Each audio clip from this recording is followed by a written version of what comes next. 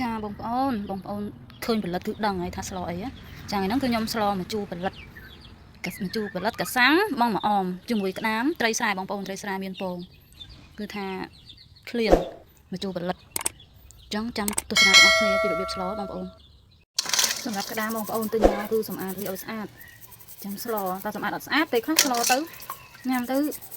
រាករូសក៏មានដែរបងប្អូនឬមួយក៏ពុលណា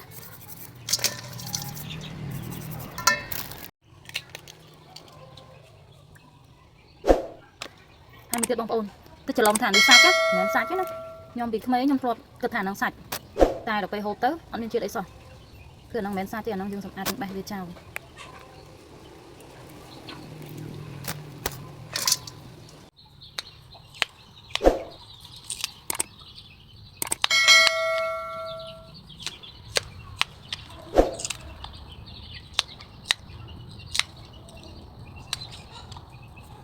ចាបងប្អូនសម្រាប់ស្លម្ជូរផលិតគឺថាគ្រឿងគឺមានគ្រប់ហើយបងប្អូនផលិតយើងធ្វើលាងទឹកឲ្យស្អាតហើយយើងកាត់ប្រវែងនឹងមកហើយសម្រាប់ត្រីនេះបងប្អូនខ្ញុំលាយក្តាម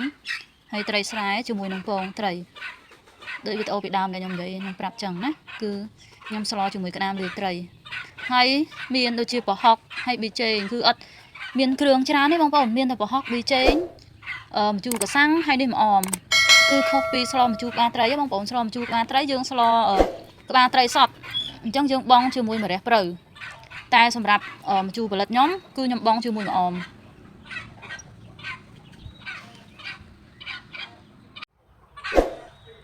ចាបងប្អូនតាប់ពុះហើយយើងធ្វើការបង់ជាមួយនឹងប្រហុកប៊ីចេងគឺខ្ញុំបង់ឲ្យហើយហ្មងប៊ីចេងប្រើប្រហុកសាច់អញ្ចឹងខ្ញុំអត់ប្របាក់ជ្រុំទេអត់ប្របាក់ជ្រុំយកឆ្អឹងចេញខ្ញុំបងជាមួយត្រីក្តាមហើយនឹងពងត្រីស្រែបងប្អូនអើយទូចទេតែកុំមើលពងពេញពោះហើយយើងក្របទុកវាសិនឲ្យវាឆ្អិនត្រីសិនកុំឲ្យឆ្អាបស្លគឺថាបានពុះហើយបងប្អូនពុះហើយ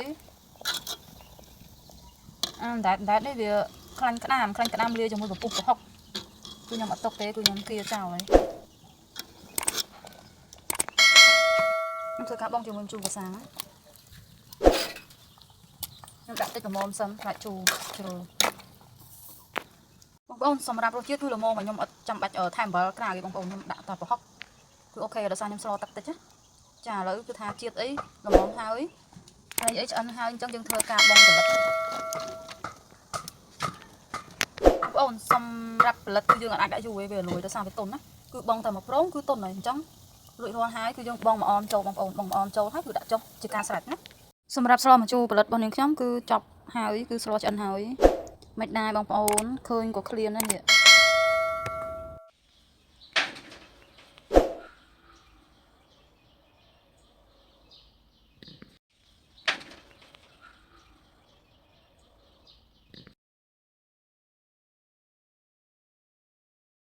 ទំនងណាបងប្អូនអើយតែចាំមើលរសជាតិមិនងាយណាបងប្អូនមិនងាយបានស្លក្តាមជាមួយត្រីស្រែមានពងអូយឃើញតែតែមាត់ហ្នឹងមែន